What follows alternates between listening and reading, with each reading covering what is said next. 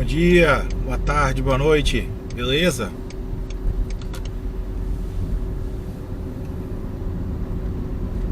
Diazinho mais quente aqui em Vitória. Voltamos a casa dos 30 graus aí, 10 da manhã. Dia bom para poder reclamar da vida. Tem mais ou menos acho que uns 2 vídeos para trás no canal que eu comentei que eu estou oferecendo um seminário sobre inteligência artificial para a pós-graduação em psicologia aqui na UFES, Federal do Espírito Santo. E aí os estudantes já começaram, mestrandos, doutorandos, né, já começaram a entregar algumas atividades. A primeira, na verdade, são reflexões sobre a primeira aula que eu dei. Uma coisa muito curiosa que aparece muitas vezes tem a ver com os GPTs, como o GPT-4, né, essas últimas versões. Tem um estudo que eu encontrei, que eu apresentei para eles, que sugere que o GPT-4 consegue passar no teste de Turing. E aí, quem conhece mais ou menos a história sabe que para muita gente esse foi um teste que ajudava a gente a entender a condição das máquinas em relação à inteligência delas, né? Não é isso que o teste fala, mas enfim. Vou falar sobre isso nesse vídeo e sobre eventos recentes das Big Techs aí que nos ajudam a ver que a situação está ficando complicada. Se chegou por aí agora, meu nome é Hugo Cristo, eu sou professor do curso de Design da UFES, aqui em Vitória, no Espírito Santo. Sou designer, doutor em psicologia, e esse canal aqui basicamente é... Guarda municipal a todo vapor. Nesse canal aqui eu coloco a câmera de ação em cima do capô do carro, aqui do painel, né? Boto para gravar no caminho que eu faço de casa para a universidade, já há meus bons 20 anos como professor. E não edito, não faço pós-produção nem nada, e o jeito que sair, saiu, é o tempo do trajeto que eu uso para bater papo, beleza? Então, quem conhece o trabalho do Turing, e quem não assistiu, por exemplo, o Jogo da Imitação, né, que é o filme que conta um pouco da história de como os ingleses quebraram o Enigma, né, que era a máquina que era utilizada pelos alemães nazistas para poder fazer transmissão de mensagens criptografadas, tá, na Segunda Guerra.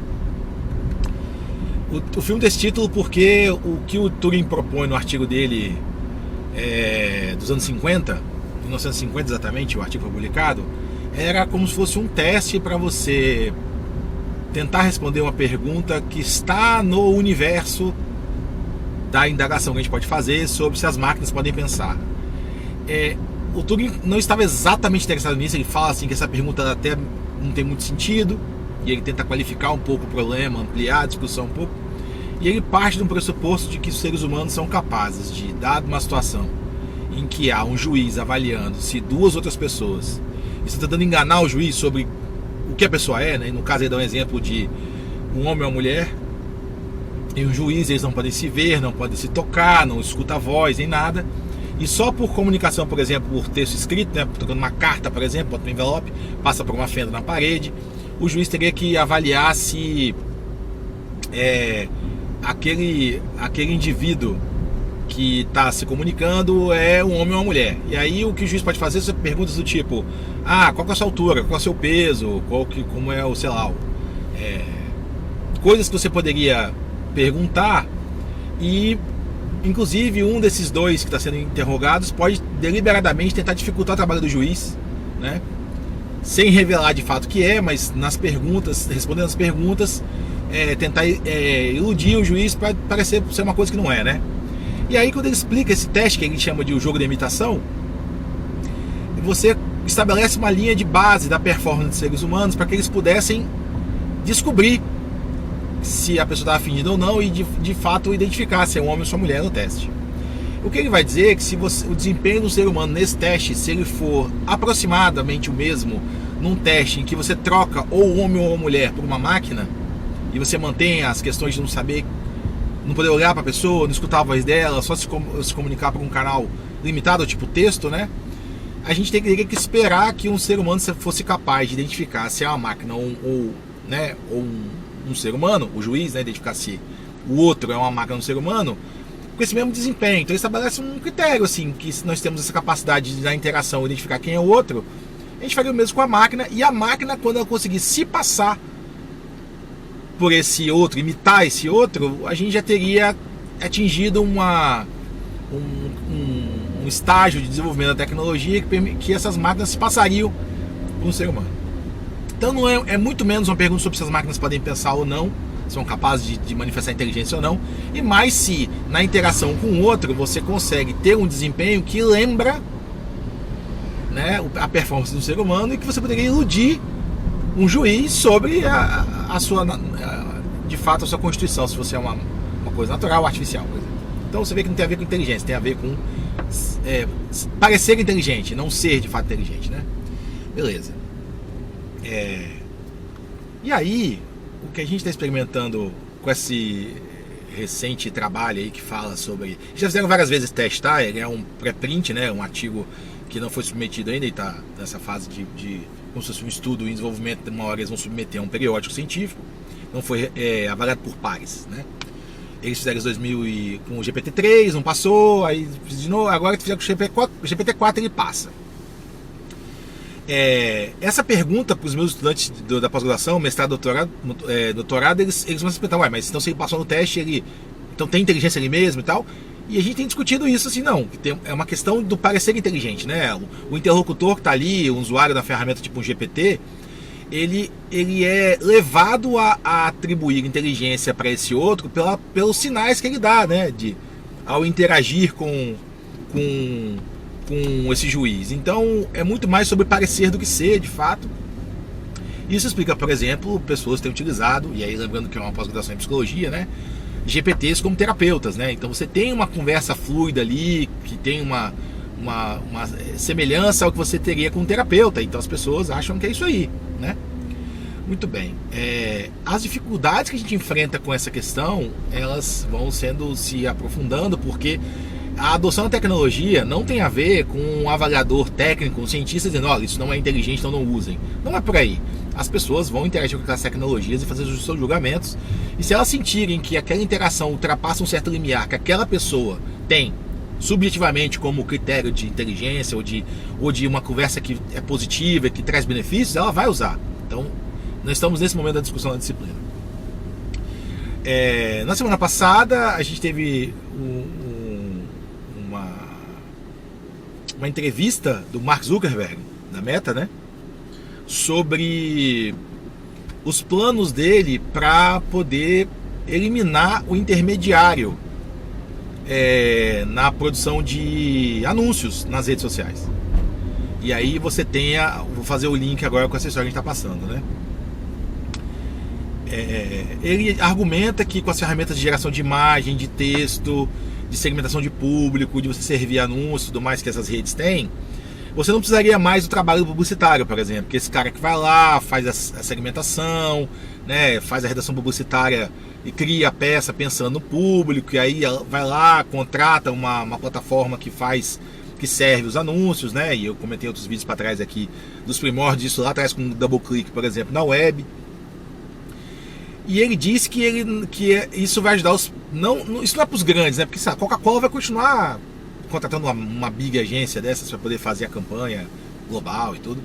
Mas o pequeno empreendedor, esse que vai lá colocar o anúnciozinho da lojinha dele, do pet shop, ou de que vende um produto e tal online, esse tipo de coisa já é meio que realidade. Se você pensar no que o Canva fez, né? Proporcionou aos empreendedores individuais, aos pequenos negócios, e que muita gente já faz esses posts patrocinados no Instagram e tudo, Facebook, né? Ou mesmo Google, YouTube, para poder expor sua marca. E o que ele está falando é que já existe condições de as tecnologias da Meta de fazer a segmentação adequada. Você dá, sei lá, você fala qual é o seu produto, qual é o seu público, ele já recorta né, a base de usuários, diz o tamanho que você vai ter que gastar para você atingir não sei quantos mil usuários, ou milhões de usuários, gera para você a imagem, né, já faz o texto e serve aquele negócio.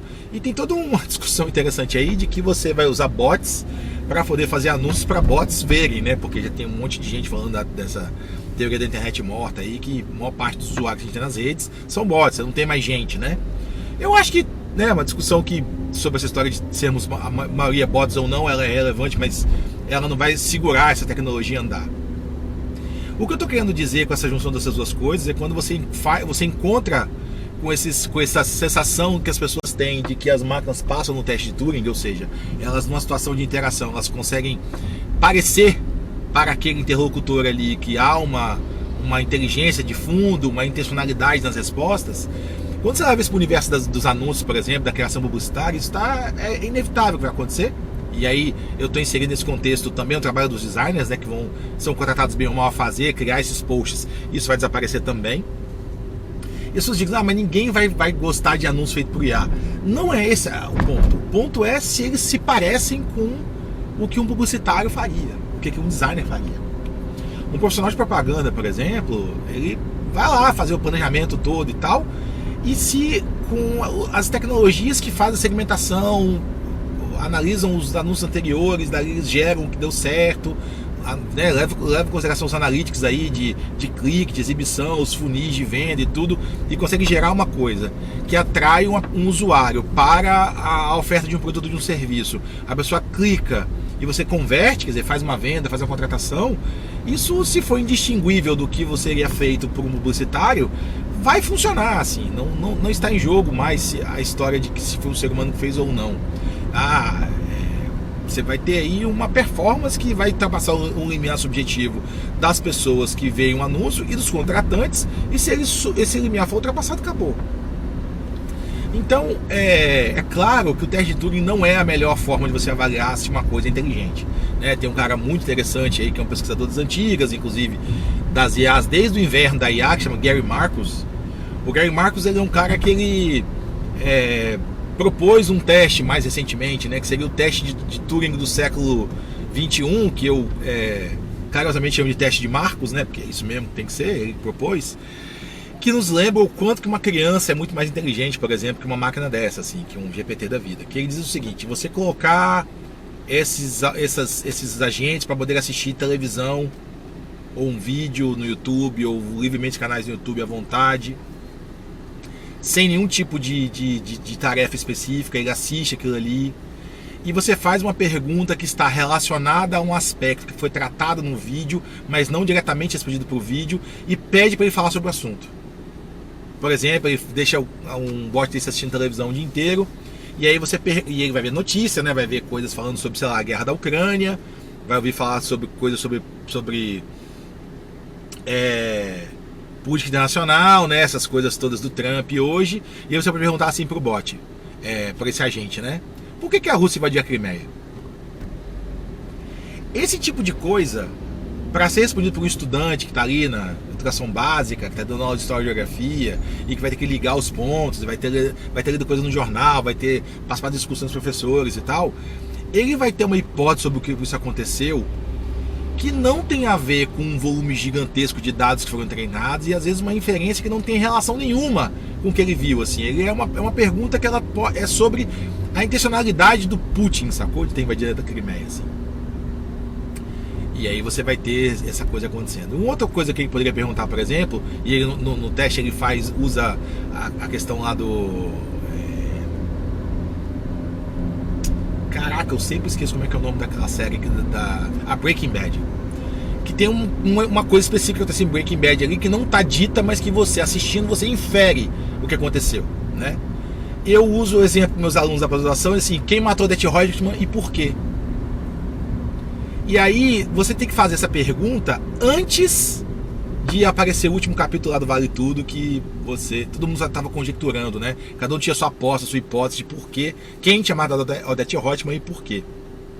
O que ele argumenta é que essas máquinas não são capazes de fazer esse tipo de avaliação ainda, né?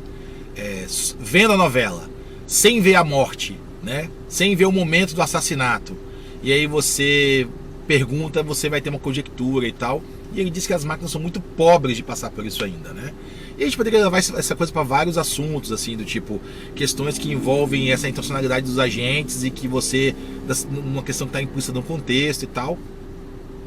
Então, assim, o teste de Turing, se ele é uma coisa que nos ajuda a, pelo menos, falar sobre as aparências de algo que se parece inteligente para nós, no julgamento subjetivo, um teste mais apropriado para o século XXI deveria articular diferentes fontes, né?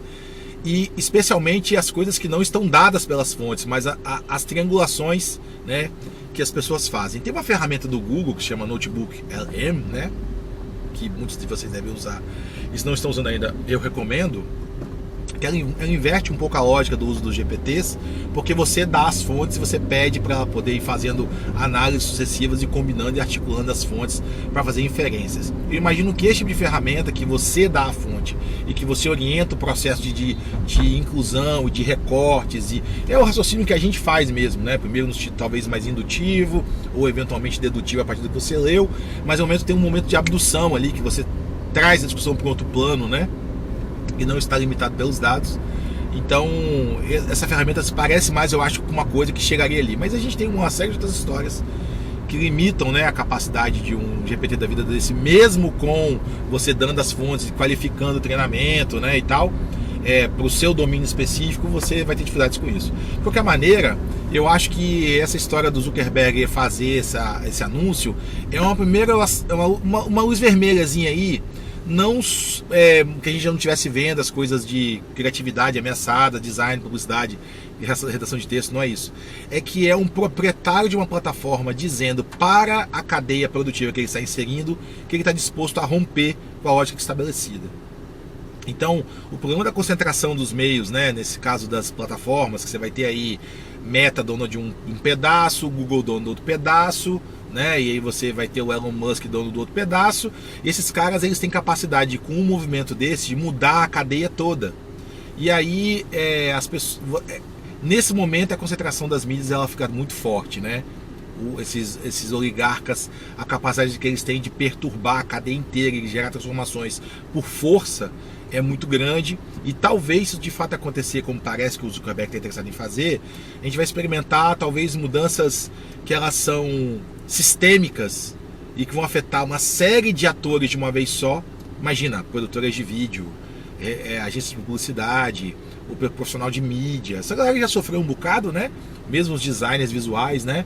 Você vai com um movimento meio que aniquilar as práticas estabelecidas de uma cadeia inteira. E isso está parecendo cada vez mais comum. Beleza? Então, vou ficar por aqui. Esse vídeo é um pouquinho mais curto. Como eu falei, tá 29 graus agora, um dia meio cinza, mas não tá insuportável de calor, mas voltamos novamente a beirar a casa dos 30 graus aí. Cinto de segurança sempre, né, gente? Respeito os pedestres, cuidado aí com as Big Techs. Valeu!